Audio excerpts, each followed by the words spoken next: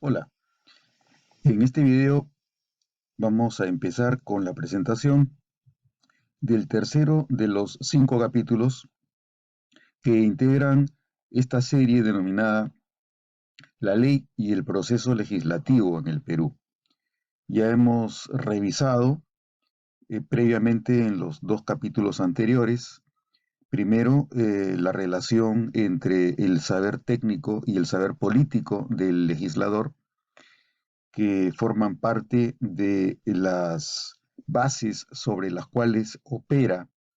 el proceso legislativo. El proceso supone operadores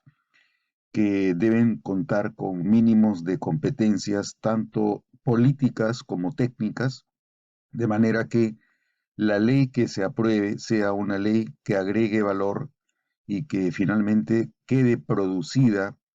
para que el Congreso cumpla con el servicio político que le debe prestar a la comunidad que lo designa para que la represente. El segundo capítulo lo he dedicado a presentar la base ética y subjetiva de la producción legislativa. En el capítulo segundo, que ya fue presentado, se ha hecho una referencia especial a lo que denominé el rasgo unario de la ley, en el que se encuentran estos restos que llevan a, a la sociedad en general y al sujeto en particular a vincular la ley de su deseo con el deseo de ley en la raíz de la convivencia humana en una sociedad. Existe la necesidad de ordenar los comportamientos de convivencia de acuerdo a ciertas pautas o normas, en la medida en la que el legislador puede someter la ley de su deseo a un deseo de ley, es que se produce la armonía y el éxito en la operación y el desarrollo y el desempeño de la función legislativa por quien ocupa un puesto representativo. Así como hemos hablado de las competencias con las que debe desempeñarse el legislador y hemos mencionado también que dentro del proceso político, nuestro régimen constitucional no exige sino 3 requisitos fundamentales. Primero, contar con mayoría de edad. Segundo, tener la nacionalidad peruana. Y tercero, carecer de una inhabilitación de naturaleza penal que impida el ejercicio de funciones públicas. Sin embargo, más allá de esos requisitos, es importante contar con competencias en las que no puede reparar el elector. El elector elige a quienes políticamente se los propone para que él designe quién lo va a representar. Entonces, el legislador es elegido por el pueblo para que el pueblo lo represente. Sin embargo, en el ejercicio de la función legislativa, se exige del legislador determinadas competencias para que el proceso legislativo cumpla con las expectativas que tiene la comunidad de que se le entregue un servicio político en el que haya agregación de valor. El proceso legislativo, por lo tanto, producirá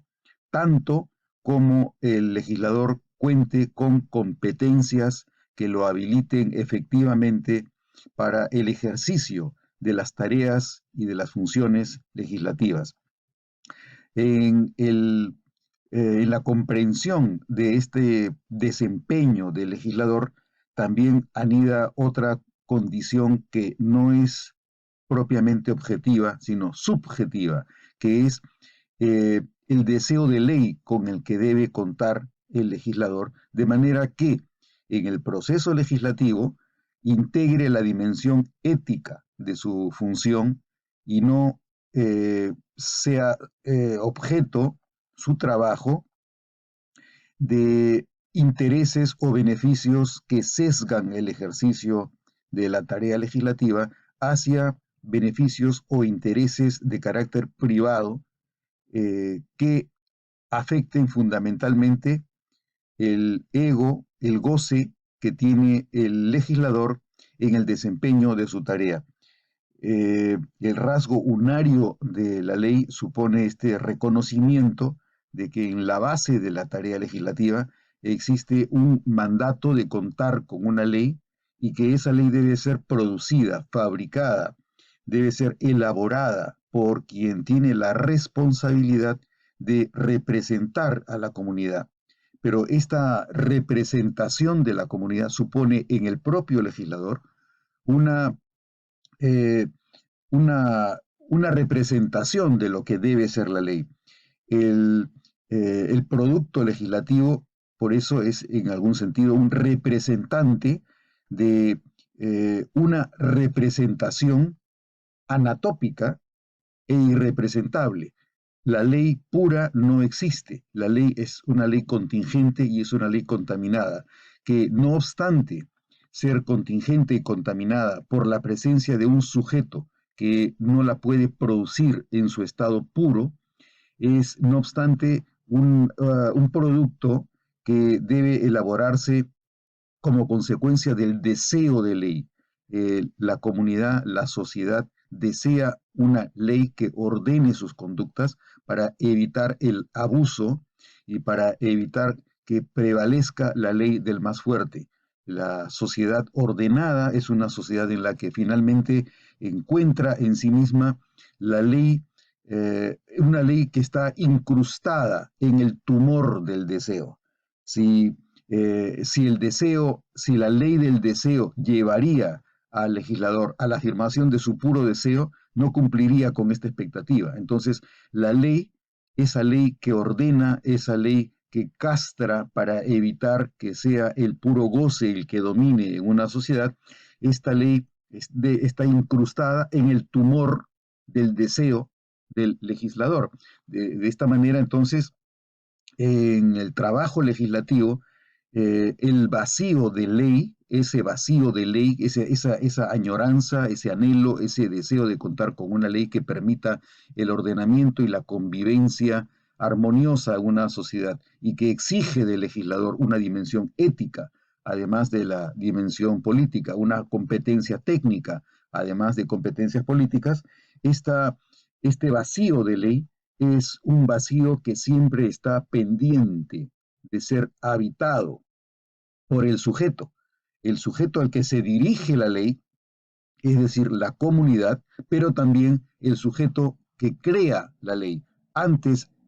de producir una ley habitable por el sujeto de una comunidad, el propio legislador es un sujeto en cuya alma, en cuyo espíritu, en cuyo ser mora una ley que debe ser previamente habitada. Esa ley es la ley moral. Entonces, luego de haber revisado estos dos temas en las diapositivas previas, en los dos capítulos anteriores, en, en esta presentación voy a empezar con un conjunto de subcapítulos del tema, la ley y el esquema básico del proceso legislativo.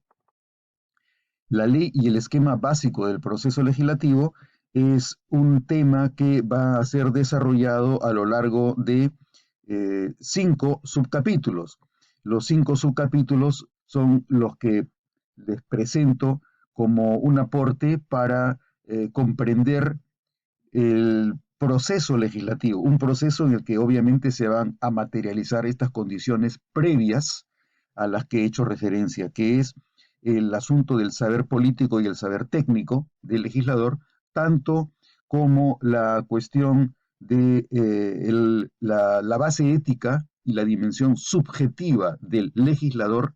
que debe llenar el deseo de su propia subjetividad con un deseo de ley como un requisito anterior a la producción de una ley que sirva para la comunidad como parte de su desempeño, como parte de su tarea, como parte del compromiso y como parte de la responsabilidad que asume en la función legislativa. Los 5 subcapítulos en los que voy a descomponer este tema a partir de esta presentación, la ley y el esquema básico del proceso legislativo, estos 5 subcapítulos son, primero, la intervención legislativa, sus variantes y las fases del proceso legislativo, donde haré una presentación general que será materia de este video. Luego, en los videos sucesivos que siguen a este, haré la presentación de los siguientes subcapítulos: las fases creativa y consultiva del proceso legislativo, las fases propositiva e instructiva del proceso legislativo, las fases deliberativa y constitutiva del proceso legislativo, para concluir con las fases integrativa, reconsiderativa y registral del proceso legislativo. Entonces, en este video el objetivo será trabajar el tema concreto de la intervención legislativa, las variantes y las fases del proceso legislativo. Para empezar, entonces, lo que voy a desarrollar en este video, el objetivo será hacer una presentación de la naturaleza de la ley como un instrumento que permite mejorar las condiciones con las que el legislador encuentra una realidad a la que el legislador llega. El legislador aparece y encuentra una fotografía de la realidad. Esa fotografía de la realidad es objeto de una representación que el legislador se hace a sí mismo de lo que la realidad significa, qué problemas se encuentra en esa realidad, a partir de lo cual él se imaginará una corrección de esos problemas y luego obtendrá un producto con el que espera que la realidad cambie, mejore o se corrija. Esta intervención legislativa puede adoptar diversidad de alternativas dentro del ejercicio de la función representativa propiamente dicha en el Congreso de la República, que son las que se irán presentando progresivamente como parte de este capítulo que dedicamos al proceso legislativo propiamente dicho. Entonces, para empezar, tenemos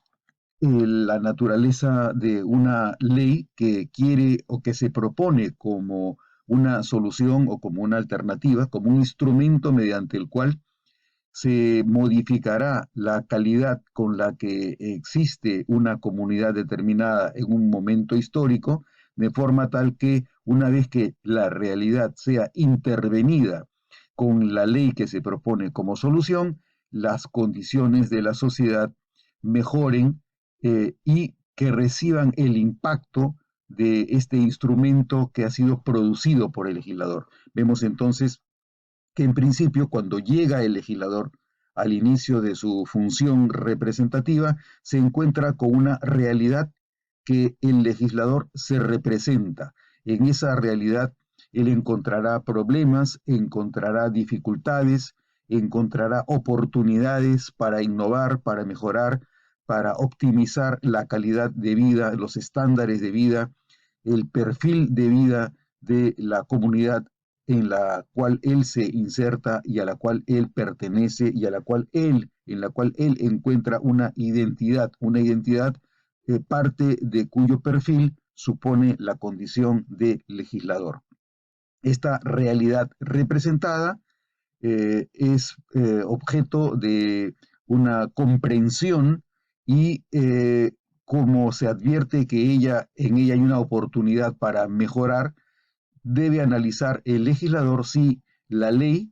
es el medio eficaz para afectar la realidad representada, y si llega a la conclusión de que la ley es el medio eficaz, debe proponer una modalidad de intervención legislativa, a partir de la cual,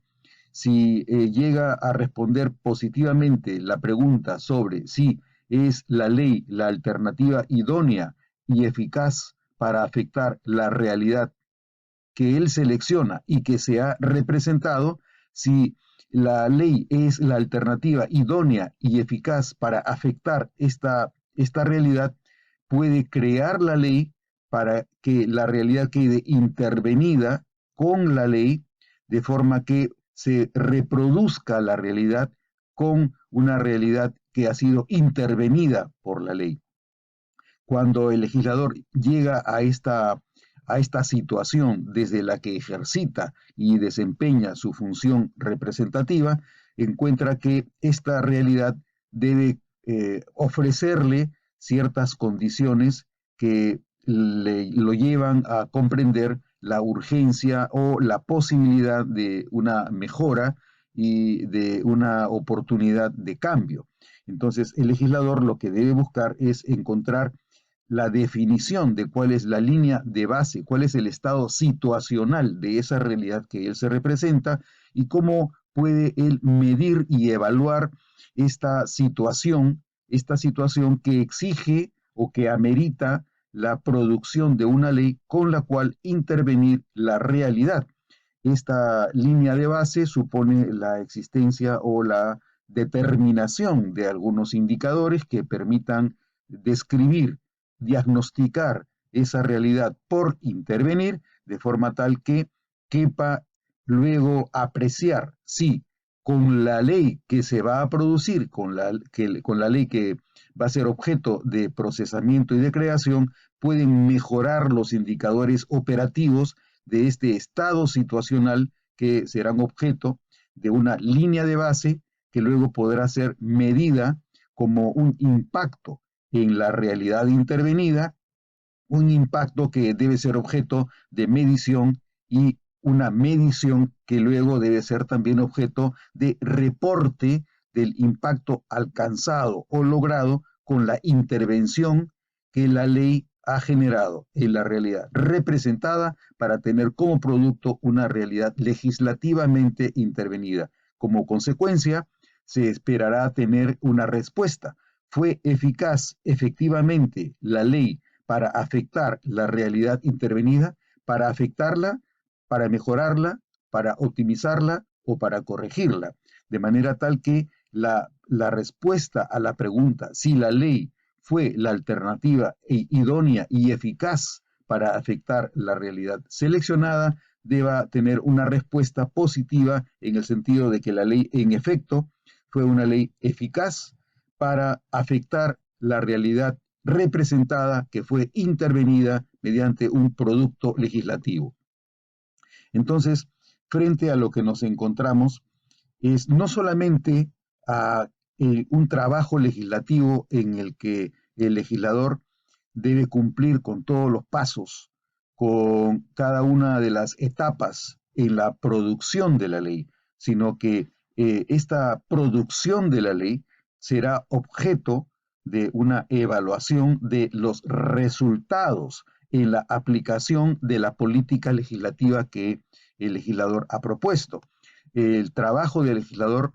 no es solamente producir la ley, sino producirla con el objeto de que luego pueda ofrecer una evaluación de los resultados que sea positiva y que dé cuenta de la eficacia del trabajo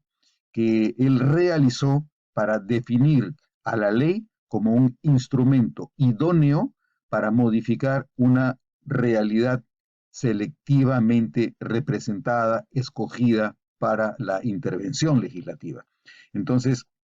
si el objeto es contar con una ley eficaz que genere un impacto efectivo, eficaz e idóneo en la realidad que debe corregirse, modificarse u optimizarse, el problema de la propuesta legislativa debe, en primer lugar, ser un problema agendado de manera racional, debe ser diagnosticado y debe ser comprendido de forma que la definición de la ley como instrumento eficaz cuente con una conceptuación del papel de la ley adecuada para cumplir con la expectativa de la eficacia de la intervención legislativa. Una vez que se ha agendado y se ha conceptuado de manera racional y organizada el rol que cumplirá la ley como medio o instrumento o herramienta eficaz para modificar la realidad que se representa, el legislador debe hacer una propuesta de solución política, debe hacer un análisis de medios y de fines. Es la ley que pretende proponer un medio adecuado, es un recurso adecuado para controlar o para solucionar el problema que ha detectado en la realidad, frente al cual propondrá una iniciativa legislativa. Como consecuencia de este análisis se determinará el nivel y el grado de la intervención, si es que se tratará de la aplicación e implementación de la política legislativa en la realidad social, tal cual fue agendada, fue conceptuada, fue diagnosticada y fue comprendida por el legislador o por los legisladores en el proceso de deliberación, de análisis y de discusión de alternativas, será una aplicación conveniente al momento en el que esta ley empiece su vigencia en la sociedad. Estas son las preguntas que están al inicio, durante el proceso de creación y luego en la conclusión del proceso con la aprobación de la ley, luego de lo cual debe realizarse igualmente la evaluación de la eficacia y del impacto que tuvo la decisión de intervenir legislativamente en la sociedad. En el proceso de evaluación de la iniciativa legislativa es menester tener cuidado de algunos aspectos que pueden sesgar la evaluación que se realiza antes de la identificación de una ley que pueda solucionar los problemas de una realidad determinada. Por eso es importante tener conciencia de algunas ventajas ilusorias y además de los límites en la evaluación del impacto de las políticas legislativas. Existen aspectos que pueden sesgar la comprensión de la realidad y de la manera en la que se entiende que puede ser corregida mediante una ley. Existen, por ejemplo, factores aleatorios e imprevistos durante el proceso de despliegue e implementación de la política legislativa aprobada. Nunca se conoce si es que van a haber aspectos azarosos, imprevistos en la etapa del diseño o en la etapa de la aprobación de la ley. Existen igualmente deficiencias de integración de factores que afectan la realidad diagnosticada. Se espera, por ejemplo, que la realidad funcione de una manera determinada, pero estos factores que se espera que colaboren, resulta que no colaboraron. Entonces, la neutralización o la indiferencia de estos factores que no resultaron como agentes de cooperación en la política legislativa pueden terminar afectando negativamente la implementación de una ley que fue destinada para mejorar o para corregir la realidad. De igual manera, entre otras ventajas ilusorias y la insuficiente comprensión del impacto de la política legislativa está afectada por la ilusión de que la realidad no está fácticamente contaminada por factores ajenos al diagnóstico. Lo real es una realidad siempre idealmente representada. Por eso, cuando presenté el esquema de la ley, señalé que el legislador se representa una realidad. Esa representación de la realidad puede ser una representación equívoca o sesgada o insuficientemente correspondiente con la realidad. Puede tratarse más de una ilusión de una realidad antes que una comprensión de una realidad que cuente con las características que se ha imaginado el legislador. Cuando existe esa brecha entre la representación que el legislador se hace de la realidad y la contaminación de agentes de la realidad que no han sido adecuadamente previstos o identificados por el legislador, determina que el ejercicio de la función legislativa falle, que el ejercicio de la función legislativa sea imperfecto, sea inadecuado, sea ineficiente y por lo tanto que haya leyes que sean inútiles o que haya leyes que sean contraproducentes respecto de el diagnóstico que se hizo al inicio del proceso legislativo y que no llegó a neutralizarse durante el proceso de aprobación de la ley. De igual manera, son ventajas ilusorias que limitan la evaluación de las políticas legislativas aprobadas por el Congreso, esas resistencias pasivas y no colaborativas de quienes son afectados por la ley. Hay resistencias que impiden el cambio, que impiden la innovación, porque no quieren que la realidad cambie ni que afecte sus intereses o que no afecte su tradición, su deseo, sus proyectos, etcétera, etcétera. Entonces, estas resistencias no colaborativas, la resistencia al cambio, impedirá que la intervención legislativa tenga el éxito que se imaginó que tendría a partir de la representación que de la realidad se hizo el legislador. De igual manera, existen otras ventajas ilusorias que hay que tenerlas presentes porque eh, el descuidarlas puede desinflar la capacidad de la intervención que genera el proceso legislativo. Existe un antagonismo exitoso, por ejemplo, de los opositores a las medidas que neutralizan los efectos buscados. Esto se produce cuando en el proceso legislativo van emergiendo señales de que habrá quienes no querrán o creerán que la solución que se propone no es una solución eficaz. Entonces, cuando llega el momento de la ejecución e implementación de la ley, van apareciendo estas críticas que pueden ir neutralizando los efectos positivos que se imaginó, que se ilusionó el legislador, que serían objeto de una mejor comprensión de la realidad tal como él se la imaginó.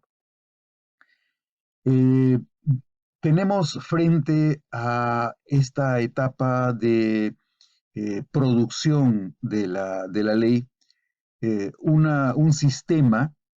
en el que intervienen diversidad de factores que es importante tenerlos presentes porque son la estructura con la cual debe colaborar y debe operar el legislador. En primer lugar, hemos hablado de que hay una demanda y que esta demanda de intervención que se sustenta en la realidad que se representa el legislador puede ser una realidad que llega a él a través de las propuestas que le hagan la comunidad, el deseo de la comunidad, esta demanda de intervención que va a concluir en último término en una acción, en la intervención de la ley. Pero ¿cuáles son los factores que afectan el camino de la legislación hasta que se llega a la acción a partir de la demanda? En primer lugar, estamos hablando de un sistema en el que el procesamiento de la ley se realiza a través de la estructura representativa, que resulta de un proceso electoral. Estamos ante un sistema político de democracia representativa, mediante el cual el pueblo elige a sus representantes, los representantes elegidos por el pueblo con las competencias con las que llegan, con el saber técnico o con el saber político del que disponen, así como con el control de la dimensión ética y del deseo de ley que tenga el legislador, debe operar las funciones que el sistema, que el modelo constitucional espera que se cumplan con los operadores que ha elegido el pueblo para que cumplan estas funciones estatales. Esta estructura representativa es afectada por dos ejes. Un primer eje es en el que nos encontramos con la dimensión propiamente política. Los representantes tienen una orientación política, cuentan con algún tipo de interés privado o colectivo, su propia conciencia está comprometida con valores y cuentan con una experiencia determinada en su vida anterior al ejercicio de la función representativa. Entonces, la estructura representativa es afectada por la orientación política, por los intereses, por los valores y por la experiencia de los actores. Esta orientación política supone además una interacción con la participación del gobierno y con la reacción de sectores involucrados de la sociedad. La estructura representativa no es ajena al rol que tiene dentro del sistema político la participación del gobierno en el proceso de producción de la ley, así como igualmente en el proceso de ejecución y de implementación de la ley, una vez que la ley queda aprobada, no menos que de la reacción de los sectores involucrados de la sociedad que participan en el proceso de producción de la ley, tanto como participan en el proceso de ejecución e implementación de la ley. Y por último, en este mismo eje de carácter eminentemente político, existe también un sistema de información y una política de comunicación de las percepciones y del procesamiento de la interacción política. Este sistema de información, este sistema de comunicación es el que reproduce las condiciones en las que va a implementarse la política legislativa. La comunicación es un agente trascendental en el proceso de intervención legislativa. De otro lado, el otro polo con el que funciona el sistema primario de acción legislativa son fundamentalmente las condiciones organizacionales del propio Congreso de la República. En primer lugar, la demanda de intervención legislativa tiene que realizarse de conformidad con reglas de procedimiento, de debate y de votación. No puede ser ajena a la estructura y a la correlación de fuerzas entre la diversidad de grupos parlamentarios. Por ejemplo, si tenemos un Congreso con 4 grupos parlamentarios o con 10 grupos parlamentarios, donde cada uno de los cuales cuenta con una proporción determinada de escaños, estos escaños se transformarán en votos y la cantidad de votos será la que determinará si es que las propuestas legislativas se aprueban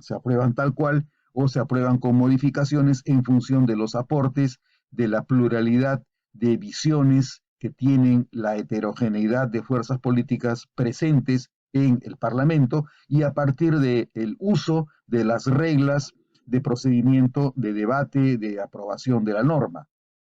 De igual manera, esta aprobación de la ley no es ajena a la organización propiamente dicha, más allá de los grupos parlamentarios. El Congreso está integrado por un conjunto de comisiones que son a las que se les encarga el estudio. Y estas comisiones, a su turno, como igualmente el Pleno, está conformado de manera proporcional por las fuerzas políticas que tienen presencia representativa en la estructura parlamentaria. De igual manera, en el ejercicio de la función legislativa, así como tenemos reglas de procedimiento, tenemos una estructura proporcional de grupos parlamentarios y tenemos órganos de estudio en la estructura organizacional integrados también proporcionalmente por representantes del pueblo, también es importante tener en consideración, más allá de las reglas propiamente dichas, prácticas y una cultura informal de organización y de negociación con las cuales opera y funciona el sistema representativo. De igual manera, contamos con otros factores que no son propiamente normativos, como un perfil de liderazgos y un estilo de conducción de la actividad legislativa. Cuando hablamos de la producción legislativa, hemos tenido presente que la acción del Congreso se dirige con una finalidad, con una visión del Perú. Esa visión del Perú, más allá de lo que regula la Constitución, con los principios y con los valores que quedan identificados en su texto, también supone algunos proyectos de carácter específico que trascienden el marco constitucional porque se ubican en el plano de la realidad. Y es desde el plano de esta realidad que las competencias del legislador deben aplicarse a la obtención de un panorama, de un proyecto a largo plazo en el que se afirme el propósito de una sociedad mejor, más allá de las coyunturas y de la inmediatez cortoplacista con la que podría legislarse de manera coyuntural. Entonces, como ya ha sido referido en videos anteriores, la lógica procesal, la naturaleza de los procesos parlamentarios exige una concepción de una estrategia a largo plazo, la visión de futuro que se tiene del Perú, para lo cual el representante tiene que proveer eh, a su organización de un conjunto de metas y de objetivos que deben alcanzarse durante el transcurso del periodo en el cual sirve como representante. Por eso mismo es que uno de los principales procesos del Parlamento, en particular del proceso legislativo, supone y exige el uso de una herramienta que es el plan estratégico. Dentro del plan estratégico se conciben metas estratégicas que deben alcanzarse. Si las principales tareas o funciones del Congreso son la función legislativa, la función de control político y la función representativa, es posible imaginar un conjunto de medidas con las cuales deba alcanzarse esta visión, este proyecto de futuro para el Perú, a partir del cual el Estado cumpla con un papel que permita afirmar y afianzar un tipo de sociedad y de convivencia que se optimice y que mejore lo que encuentra la representación al inicio de un periodo constitucional. Si dentro de un modelo de metas estratégicas lo central es el reconocimiento de que el servicio político que presta el Congreso como meta general supone alcanzar los mejores niveles de confiabilidad del Parlamento en la sociedad, debería entenderse que una meta importante es optimizar la calidad del desempeño y de los resultados representativos del Congreso. Dentro de esta meta general, metas estratégicas en materia legislativa suponen como eje el procesamiento de la demanda social con resultados legislativos priorizados y de alto valor público agregado con los cuales pueda atenderse la realidad que se diagnostica al momento en el que se inicia un periodo constitucional. Y dentro de ese procesamiento de la demanda social con resultados legislativos priorizados y de alto valor público agregado, podría pensarse que los tres ejes temáticos desde el punto de vista estratégico más importantes son que exista una gestión inclusiva y consensuada de aportes en los dictámenes, es decir, que el Congreso sirva como agente de integración de la pluralidad en los productos legislativos que debe entregar a la sociedad. En segundo lugar, una gestión técnica de la investigación y del debate legislativo, de forma que las propuestas legislativas cuenten con la mejor calidad de información, que sean propuestas basadas en la gestión del conocimiento. Y finalmente, que se traten de iniciativas y de leyes que cuenten con un nivel acertado o básico de sostenibilidad legislativa, es decir, que sean aplicables, que sean medibles y que signifiquen el mantenimiento de políticas legislativas a lo largo del tiempo y no que una vez que se aprueben las normas, estas dejen de tener vigencia porque no se concibieron correctamente. Eso es parte de un modelo de metas legislativas de naturaleza estratégica para el Congreso, con las cuales cabe optimizar la calidad del desempeño y de los resultados representativos del Congreso. En cuanto a las posibilidades que tiene el legislador para el desempeño de sus tareas legislativas, lo primero que debe tenerse presente es que la realidad no puede ser regulada de manera indistinta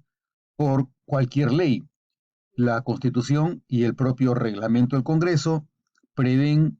caminos, prevén rutas,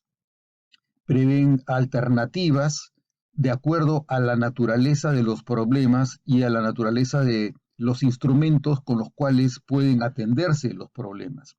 Por eso es que dentro de la diversidad de alternativas legislativas se prevé distinto tipo de procesos legislativos. Entre las principales variantes del proceso legislativo podemos encontrar algunas que se diferencian a partir de los requisitos especiales para la votación de los proyectos, otras que tienen que ser con el distinto trámite en el proceso de estudio y de coordinación, otras más en las que la distinción se realiza a partir de la titularidad o de la competencia de la instancia que propone la iniciativa. Y finalmente, otras iniciativas, otro tipo de variantes del proceso legislativo que se distinguen a partir de la funcionalidad, si es que estamos dentro de una función eminente y puramente legislativa, o si la función legislativa es parte del ejercicio de la función de control político. Entonces, según el criterio de los requisitos especiales de votación, por ejemplo, tenemos variantes que exigen para la aprobación de las normas una mayoría calificada, dentro de las cuales cabe pensar, por ejemplo, en la reforma constitucional o en la ley orgánica, que tiene un tratamiento especializado en materia legislativa. Como habrá ocasión de revisar de manera un poco más puntual, las reformas constitucionales tienen dos procedimientos. El primero es con la aprobación de una reforma con la mayoría absoluta de miembros del Congreso, en cuyo caso la reforma aprobada en una legislatura debe pasar a referéndum. O de lo contrario, si el Congreso excepcionalmente consigue una mayoría de igual o superior a los 2/3 del número legal de sus integrantes, cabe que una segunda legislatura ordinaria consecutiva se apruebe la misma reforma constitucional sin necesidad del referéndum. Esa es una distinción a partir del criterio de la mayoría calificada. De manera similar, las leyes orgánicas exigen también una mayoría calificada como es la mayoría absoluta. Otro tipo de iniciativas que suponen una variante del proceso legislativo son las que están relacionadas con el régimen tributario especial. La Constitución señala que cuando se pretende crear una zona tributaria especial en el territorio nacional, para que se apruebe este tipo de régimen tributario especial de acuerdo a las condiciones de una zona geográfica del Perú, se requiere que se apruebe con los 2/3 del número legal de los integrantes, es decir, con 87 votos. El segundo criterio que permite distinguir las variantes del proceso legislativo es el criterio del trámite de estudio y coordinación, que permite separar de un lado las iniciativas en las que los congresistas tienen plenitud de atribuciones frente a otras en las que el Congreso carece de autonomía. Por ejemplo, el presupuesto de la República y la ley de la Cuenta General de la República son normas que no se pueden iniciar en sede parlamentaria, sino por el gobierno. El gobierno es el único que puede presentar un proyecto de presupuesto de la República, a la vez que es solo el gobierno el que presenta un proyecto de ejecución del presupuesto, que es la ley de la Cuenta General de la República, en la que se rinde cuenta de la manera en la que se ejecutó el presupuesto. La tercera variante del proceso legislativo es la que está integrada por los proyectos de ley, las proposiciones legislativas que se distinguen según la titularidad o la competencia de quien debe presentarlas. En este caso estamos hablando de las diferentes titularidades: los congresistas, el presidente de la República, la iniciativa popular, los órganos constitucionales autónomos y finalmente los colegios profesionales. Dependiendo de quién es el titular de la iniciativa, cabe que se encuentre que nos encontremos ante un diferente tipo de proceso legislativo. Por ejemplo, para la reforma del Congreso, la reforma del reglamento del Congreso, los únicos titulares pueden ser los congresistas. No lo puede hacer el presidente de la República. No cabe una propuesta de reforma del reglamento por un órgano constitucional autónomo o un colegio profesional. Por otro lado, los tratados internacionales, los convenios internacionales, la demarcación territorial, el ingreso de tropas, la autorización para viajes del presidente de la República al exterior, son competencia exclusiva del presidente de la República y del gobierno. De igual manera, cabe entender que los órganos constitucionales autónomos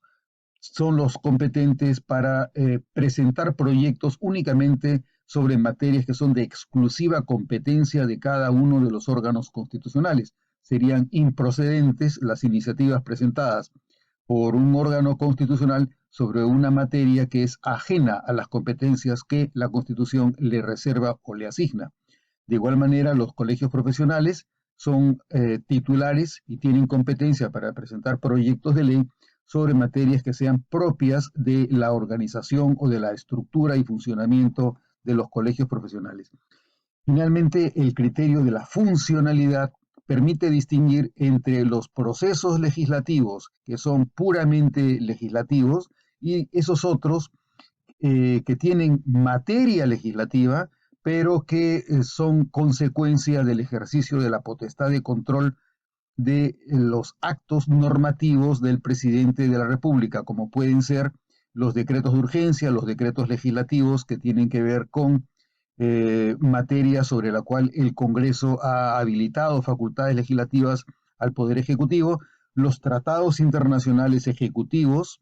o los regímenes de excepción. Estas son materias sobre las que el Congreso ejercita la potestad de control político, pero como consecuencia del ejercicio de la potestad de control político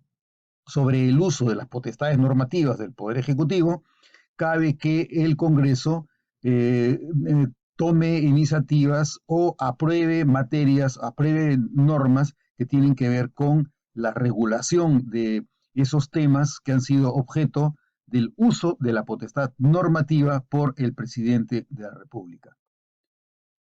Si nos fijamos en el esquema general del proceso legislativo, lo central, lo elemental, lo básico es que entre la presentación del proyecto de ley y la promulgación tenemos el estudio de un proyecto en comisiones, tenemos el debate en el Pleno y la aprobación en el Pleno. Luego de la aprobación, en principio, en un proceso simple, lo que corresponde es la promulgación de la ley. Sin embargo, desde un punto de vista un poco más complejo, cabe entender, cabe percibir que hay otros pasos adicionales que vamos a ir desarrollando progresivamente,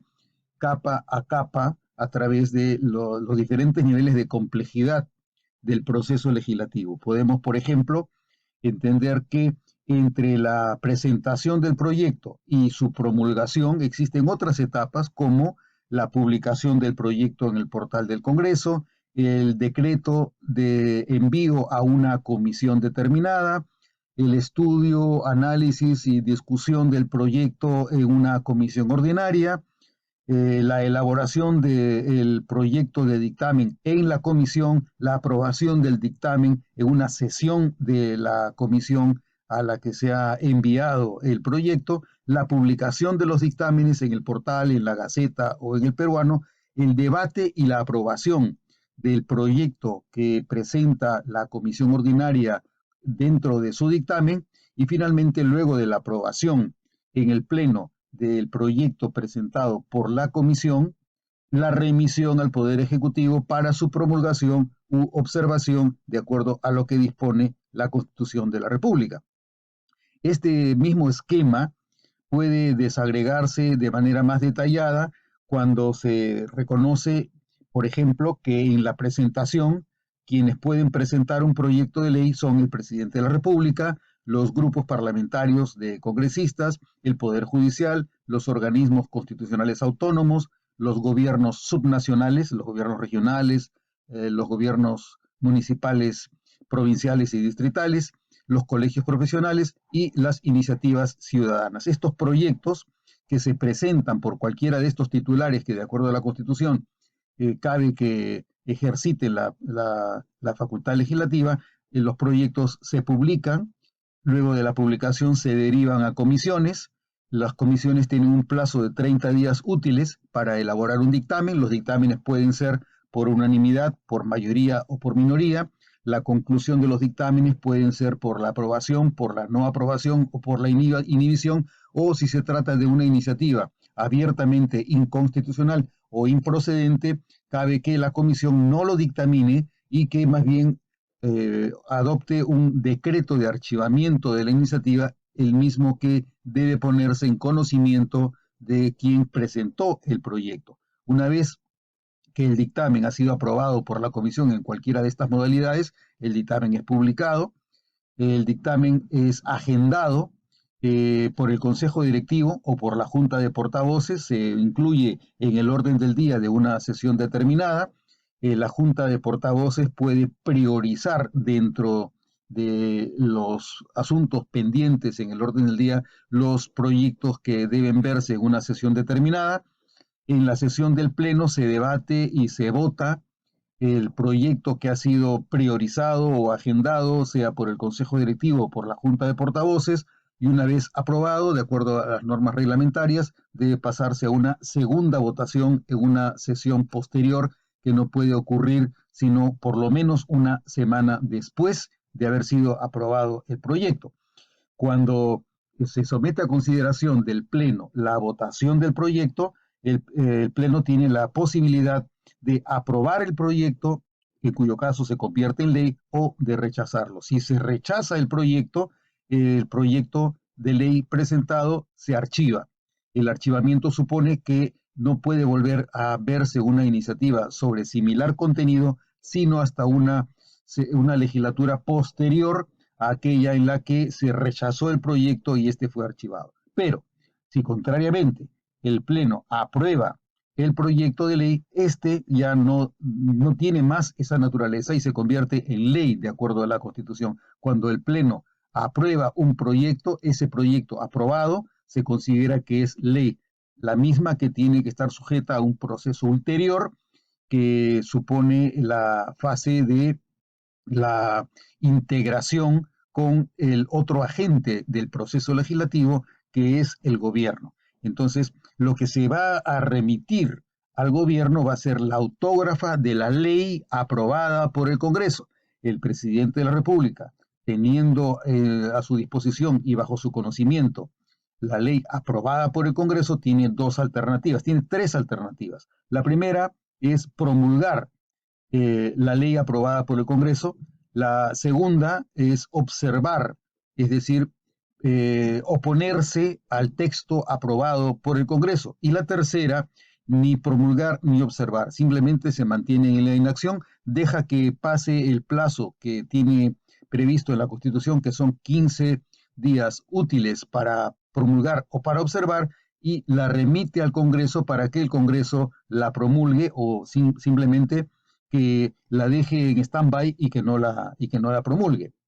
Son opciones que son parte de la práctica. Entonces, si el presidente de la República opta por promulgar la ley, esta debe ser publicada y publicada entra en vigencia a partir, en principio, del día siguiente posterior a la promulgación y publicación de la ley en el diario oficial El Peruano. Pero si dentro del plazo de los 15 días útiles el presidente de la República opta por observar la ley, la observación del presidente de la República sobre la ley aprobada por el Congreso es remitida al Congreso. El presidente del Congreso la deriva a las comisiones que conocieron el asunto, las mismas que tienen la posibilidad de dictaminar sobre las observaciones que llegan del Poder Ejecutivo al Congreso. Estas alternativas del dictamen van a ser o la insistencia, el allanamiento o un texto nuevo. Si la comisión opta por recomendar la insistencia, se seguirá el procedimiento reglamentario que supone la votación de la insistencia con la mayoría absoluta de miembros del Congreso. Si es que, por el contrario, la comisión recomienda el allanamiento, el reglamento prevé, las prácticas prevén que el proyecto que ha sido reconsiderado sobre el cual se recomienda el allanamiento se vote con mayoría similar a la que el proceso ordinario exigió. No se exige para el allanamiento la mayoría absoluta que sí se exige para la insistencia. Y finalmente, si la comisión recomienda un texto nuevo, el proyecto, la ley que ha sido objeto de observación por el presidente de la República debe sufrir un procedimiento similar a aquel que tuvo una iniciativa que fuera nueva. Entonces, si tenemos un dictamen con un texto nuevo que no supone ni allanamiento ni insistencia, la ley que ha sido aprobada debe nuevamente remitirse para su promulgación u observación al presidente de la República para que ejercite la facultad que la Constitución le reconoce sobre las leyes que aprueba el Congreso. Una vez que se cuenta con un dictamen que se pronuncia sobre la insistencia, el allanamiento del texto nuevo, este dictamen es agendado por el Consejo Directivo, el Pleno lo debate y vota según la recomendación de la Comisión. Si se debe aprobar la insistencia, se exigirá mayoría absoluta, por lo tanto 66 votos. Si la recomendación es por el allanamiento, se aprueba la ley que ha sido previamente aprobada por el Congreso, objeto de la observación por el Poder Ejecutivo, se aprueba con la mayoría ordinaria con la que se aprobó originalmente la ley que se remitió al Poder Ejecutivo. Una vez que se ha cumplido con cualquiera de estos trámites, la insistencia o el allanamiento, a quien le corresponde promulgar la ley que fuera observada por el presidente de la República es al presidente del Congreso o al presidente de la comisión permanente que está en ejercicio durante el receso parlamentario. Para pasar a un esquema un poco más esquemático de este mismo flujo en el proceso legislativo, podemos observar cuál es el curso regular del proceso legislativo, cuál es la ruta seccionada de acuerdo a fases o a etapas del proceso legislativo. El primer paso es la presentación de la propuesta, el segundo paso el estudio en comisiones, el tercer paso el debate en el pleno, el cuarto paso la votación en el pleno, el quinto paso es la aprobación de la ley en el pleno, la misma que si no se aprueba es archivado. El siguiente y sexto paso es la remisión al Poder Ejecutivo para que éste observe, promulgue o no promulgue, en cuyo caso se pasa a la siguiente etapa, que sería, si no ha sido promulgado, a la promulgación por el presidente del Congreso, luego de vencido el plazo de los 15 días que tuvo el Poder Ejecutivo. En el caso que se tratara de una observación, el siguiente paso es la insistencia o el allanamiento. En el caso que el presidente de la República hubiera promulgado la ley, lo que procede es la publicación. Y en el caso que el Congreso, en el trámite de reconsideración, hubiera insistido o se hubiera allanado respecto de las observaciones presentadas por el presidente de la República, corresponde que luego de la insistencia o luego del allanamiento promulgue el presidente del Congreso la ley y disponga su publicación en el diario oficial El Peruano. Este mismo curso regular del proceso legislativo puede visualizarse de una manera un poco más esquemática, un poco más concreta, con las siguientes fases del proceso legislativo. Las fases son la asignación de etapas que tienen un concepto diferenciado de acuerdo a la función que debe cumplir la organización parlamentaria dentro del proceso de examen de una iniciativa presentada. Las fases del proceso legislativo, de manera genérica, pueden considerarse las siguientes: la fase creativa, la fase consultiva, la fase propositiva, la fase instructiva, la fase deliberativa, la fase constitutiva, la fase integrativa, la fase reconsiderativa y finalmente la fase registral. A partir de esta presentación esquemática de las distintas fases del proceso legislativo, cabe tener en consideración una definición de estas fases de una manera más conceptual. La fase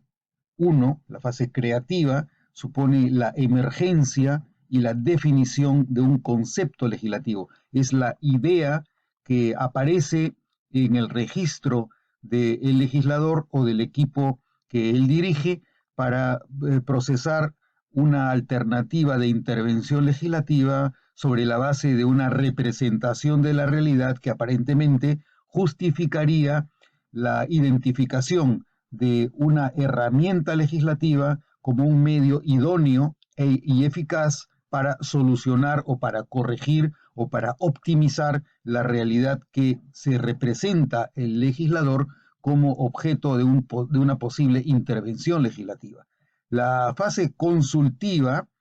es la que tiene que ver con la evaluación de la conveniencia y pertinencia como alternativa de solución. Una vez que se concibe la idea legislativa, debe ser objeto de una revisión, de un proceso de consulta para determinar si es que es conveniente y si es que es pertinente como alternativa de solución la medida que se está proponiendo, la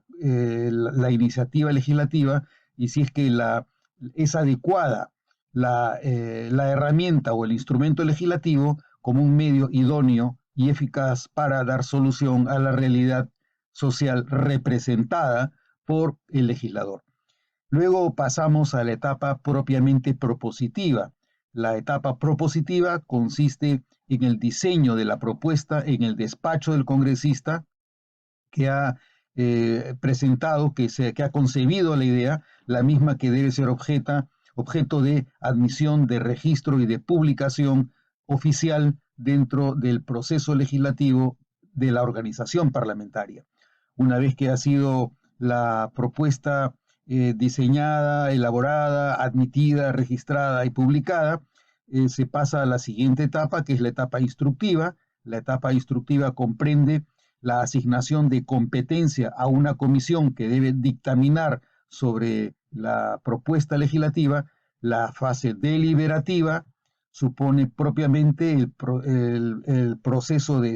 estudio técnico y deliberación política en las comisiones a las que se da instrucción para que se aboquen a el estudio y dictamen respecto de la iniciativa propuesta. La etapa constitutiva comprende la inclusión del dictamen en la agenda del Pleno para su debate y aprobación por la Asamblea de Representantes. Una vez que la iniciativa ha sido debatida y aprobada por el Pleno, ingresamos a la etapa integrativa. La etapa integrativa comprende la evaluación que realiza de la ley aprobada por el Congreso, el gobierno y en particular el presidente de la República. El presidente de la República tiene 15 días para promulgar o para observar o simplemente para ni observar ni promulgar, como consecuencia de lo cual, si es que hay observaciones o si es que no se promulga o si hay insistencia porque el presidente de la República no ha promulgado la ley, pasamos a la etapa reconsiderativa nuevamente en sede parlamentaria. La Asamblea recibe el texto no promulgado, el texto observado por el presidente de la República y evalúa las observaciones que ha recibido o simplemente se procede a la promulgación en caso de no promulgación por el presidente de la República. La fase reconsiderativa supone, por lo tanto, la reconsideración de la ley y la revisión de las observaciones que realiza el Poder Ejecutivo por el Congreso. Finalmente, una vez que se concluye con la etapa reconsiderativa, se pasa a la etapa registral. La etapa registral supone, luego de la promulgación de la ley, la publicación de la ley con la numeración que le asigna el Poder Ejecutivo al texto que ha sido remitido al Poder Ejecutivo por el presidente del Congreso, señalando que se ha cumplido con el proceso constitucional de reconsiderar una ley observada, ya sea con una insistencia del Congreso o con un allanamiento al Congreso respecto de las observaciones del presidente de la República. Con esta revisión general concluimos con la presentación de este subcapítulo del tema la ley y el esquema básico del proceso legislativo, donde hemos hecho una revisión únicamente del proceso de intervención legislativa, las variantes y las fases generales del proceso legislativo. El siguiente subcapítulo comprenderá el análisis de las fases creativa y consultiva del proceso legislativo.